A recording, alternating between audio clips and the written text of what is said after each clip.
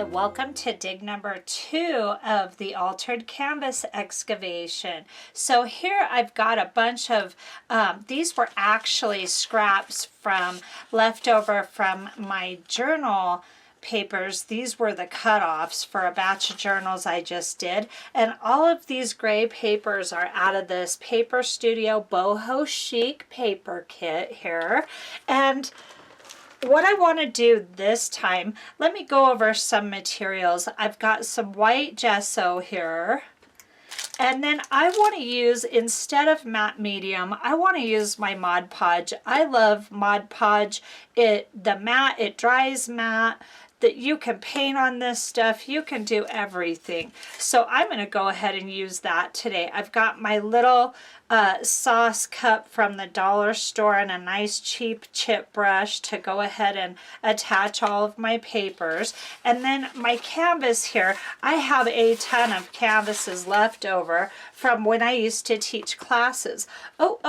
Let me back up for a sec.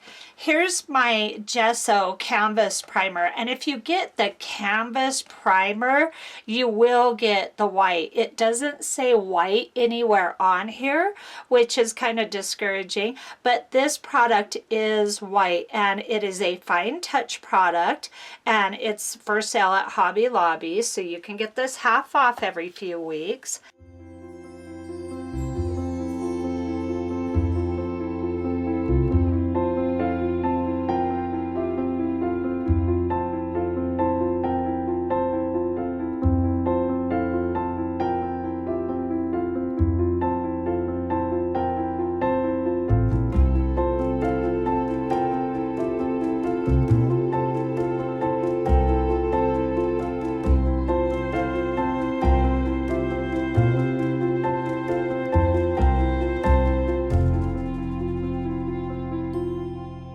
So I've got another cheapo chip brush. These are my glue brushes, and they're very beat up. I really mistreated this flat. It's a mess now, but that's all right. So let's go ahead and throw some gesso on here.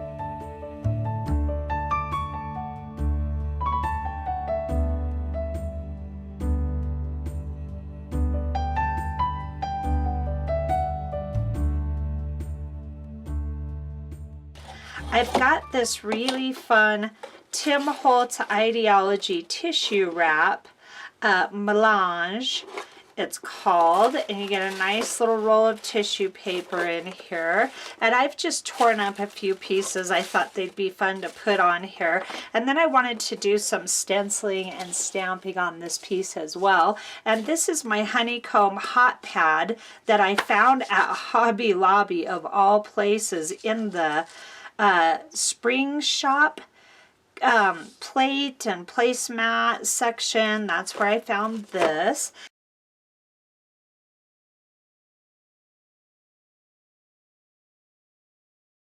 I got this Prima stencil at Hobby Lobby in the scrapbooking section. And then I've got my script stamp. This came on a wood block. I took it off just so that I would have the flexibility of it like this. And I got this at Hobby Lobby. So let's go ahead and do this now.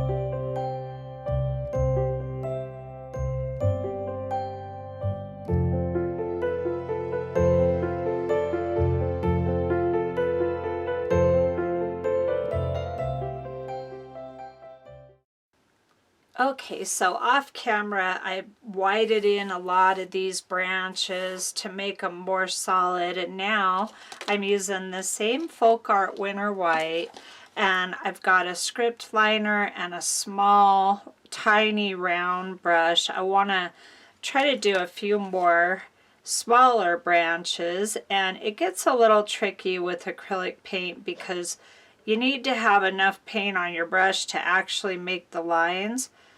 You know, it just gets trickier the thinner you go. So you always want to go with a smaller brush to make that happen, just to pull some of those little branches out. So I'll do a few of these on camera and probably do the rest off, and then we can move on.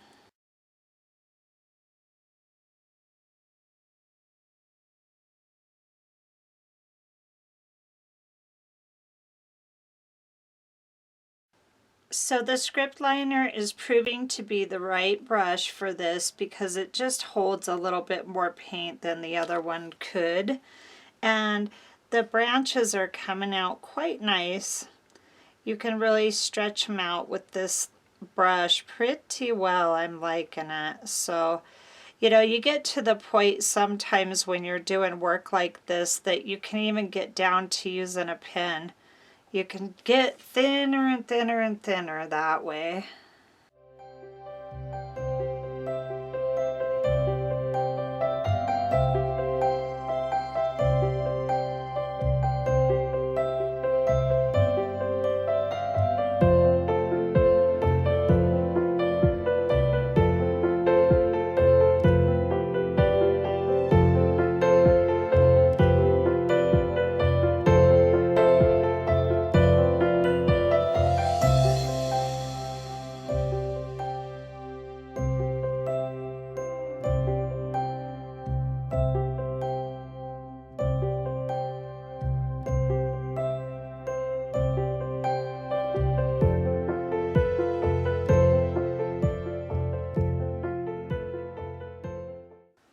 Okay, now that all the branches are in and drying, I want to use this Distress Crackle paint. This is a one-step product here, Tim Holtz Ranger product.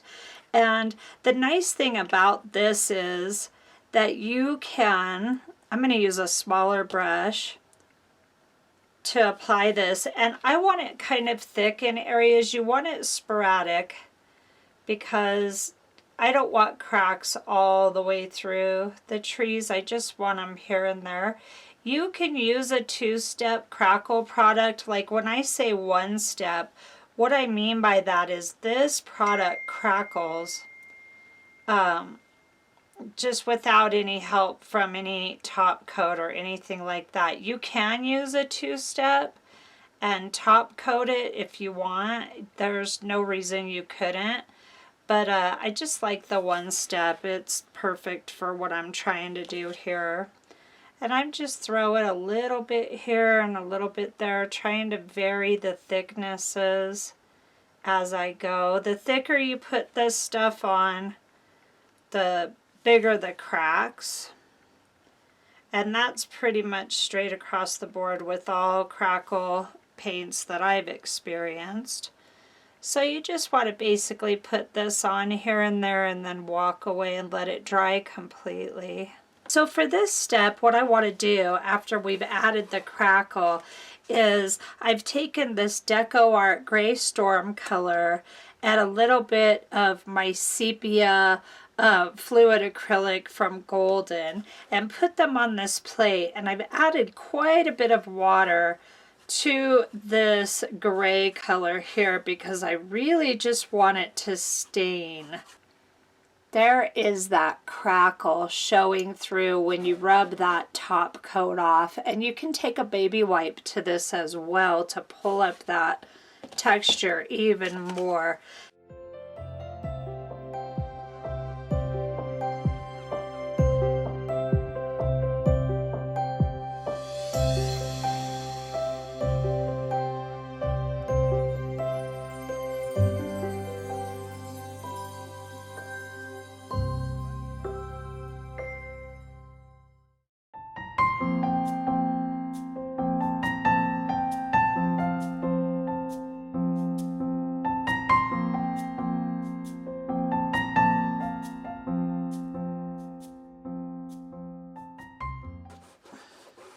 Okay, so now that we've got some gray shading in here, I always like to take just a black Sharpie and just add some interesting little lines, like some just real light scratching lines here and there. And then of course I like to vary the direction of the lines. And then of course the aspen trees always have these little eye marks in them. So you can throw a few of those in, and they tend to have these ripple marks underneath just because it kind of warps the tree itself. And then we will add the Van Dyke Brown after you put just some interesting little marks in your trees.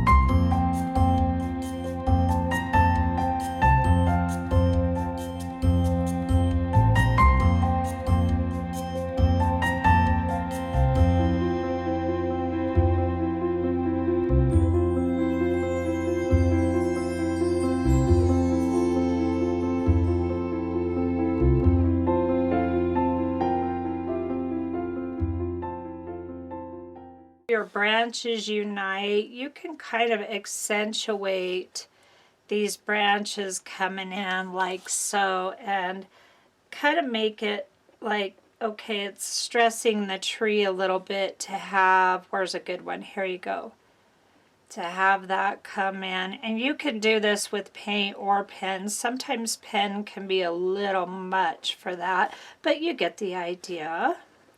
You want to definitely add some stress marks here and there.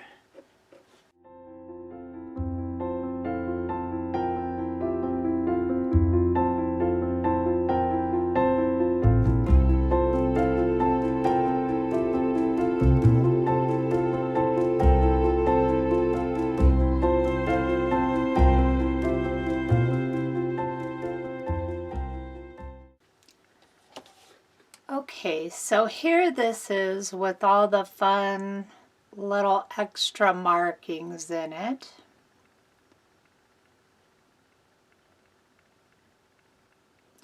You just really want to let your pen skip across all those areas. Now I want to ever so slightly add some of this Van Dyke Brown, or actually, sorry, it's sepia today. And it's really far, far, far too dark. So I'm going to go off to the side here and spray it. I really want this thinned out a bunch. And if a little bit of that gray comes in, all the better.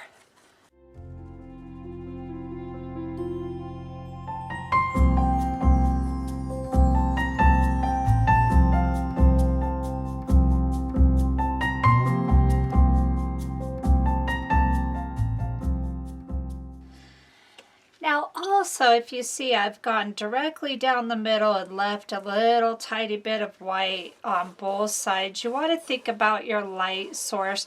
And these trees are backlit a little bit. It doesn't really matter because on this piece, it matters a lot in some pieces, but not so much on this piece because my background is quite monotone and I don't have like a blatant light source coming from any direction in the background. And of course you could always change that and create a light source coming from any direction in your painting. So I just decided to kind of go down the center, and all I'm trying to do is just add some layers to these trees and grunge them up the tiniest bit just to give them some dimension.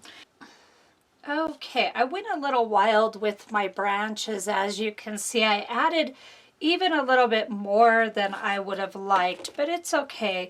While you're watching this, if you decide you want to paint this and you want less, just be sure to make less, because that is one thing that you really cannot go back on once you have your background done on a painting like this, so like I was just saying, it's a dance and you can fix a lot of stuff, you definitely want to be careful once you've already got your background established, because it can become extremely difficult to take away. So, you know, do a few branches, look away from your painting, step away from your painting, back up from your painting, just get a new perspective, and that helps immensely.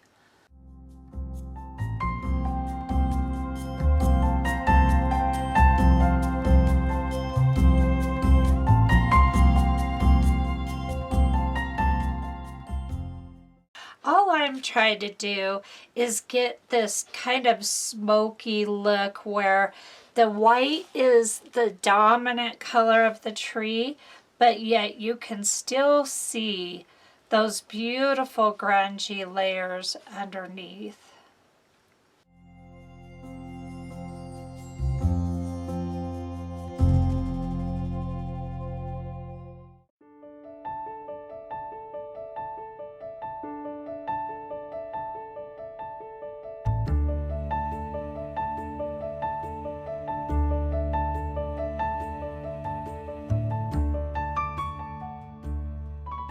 Okay, so now you end up with this lovely variation of layers of color on your trees, which just only serves to make them more powerful. And if of course you want more white or more shading anywhere, you can easily just do that by repeating the previous steps. So let's go ahead and move on now to the ornaments.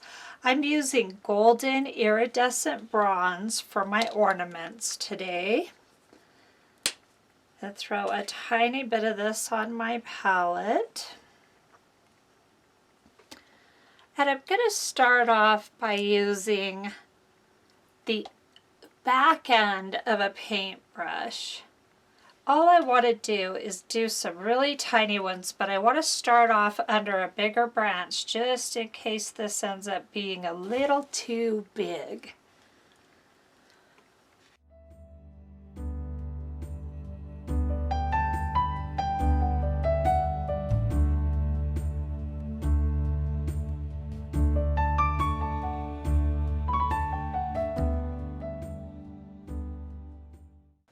Another really fun little step you can take is to just take a silver pen and draw a few lines on just a few of the ornaments, especially the bigger ones. I think this tends to look better on the bigger.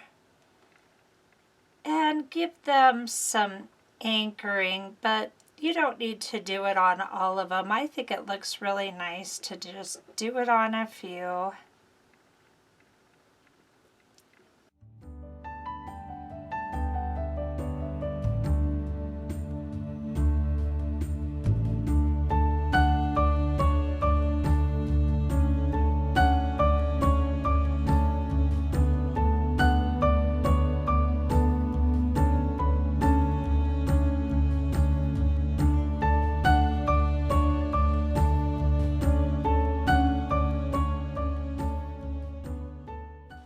Since I have my silver pen handy, you can come into the bigger ones and just add the tiniest bit of highlight to them.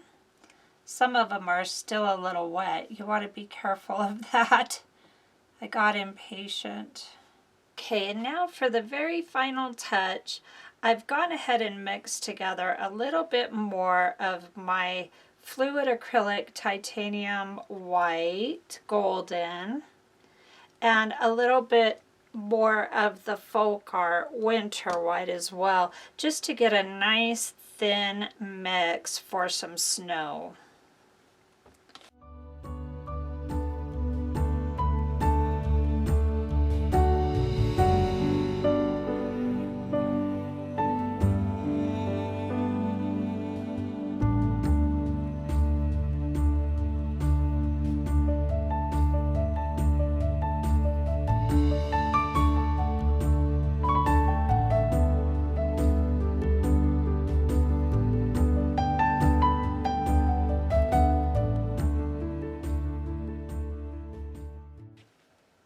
Okay, so now everything is pretty much mostly dry.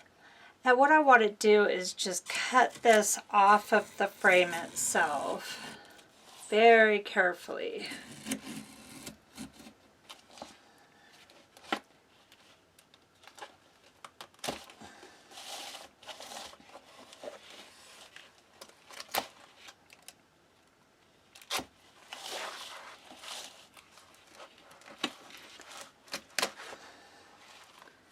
Okay, and now that that is removed, you have a nice little frame you can do something with. Okay, so now I just want to cut this and curve it a little bit as I go. Not too much, just ever so slightly.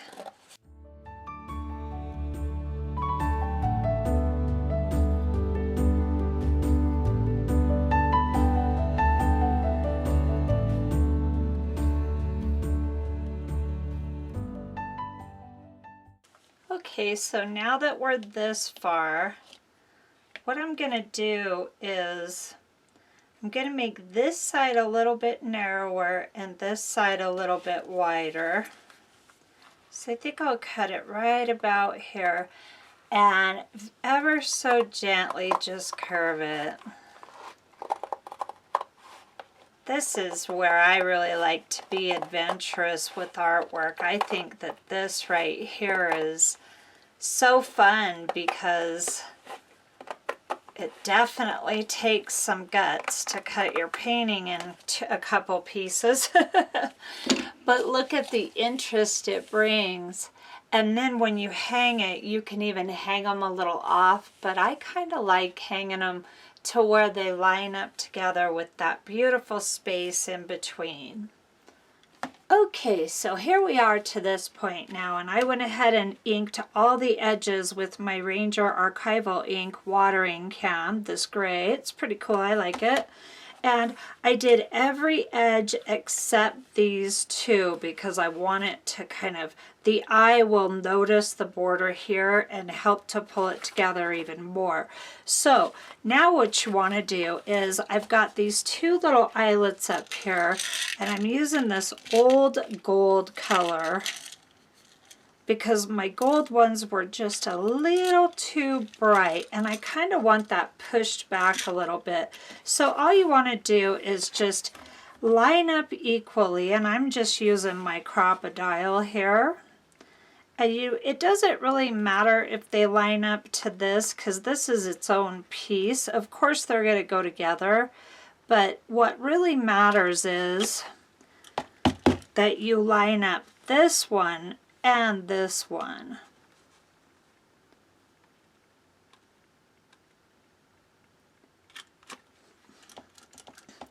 And then you just want to throw your little eyelets in here.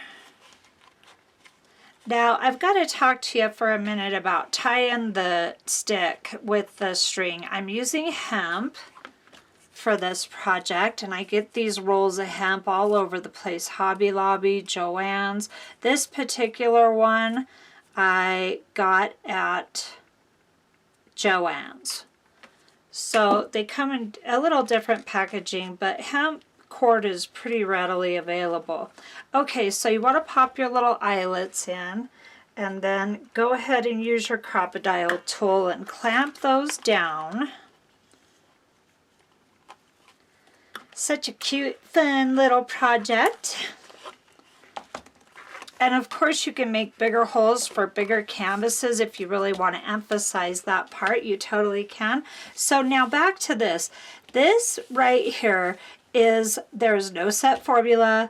I just kind of wing it, and I invite you to wing it. One thing I will tell you to do on every single piece that you make, you want to cut a couple strings equally to do the two that attach to the stick.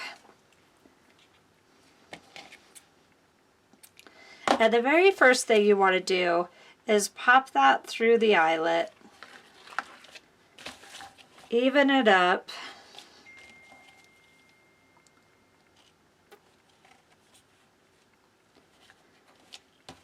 and then go ahead and tie a knot here. And you don't want it so tight that you don't want it to bend your canvas. You want it up just ever so slightly, the tiniest bit, and then that will bring stability to your piece. See how I did it here? But you really do need to just work with your piece and get creative at this point and find a little way that works for you.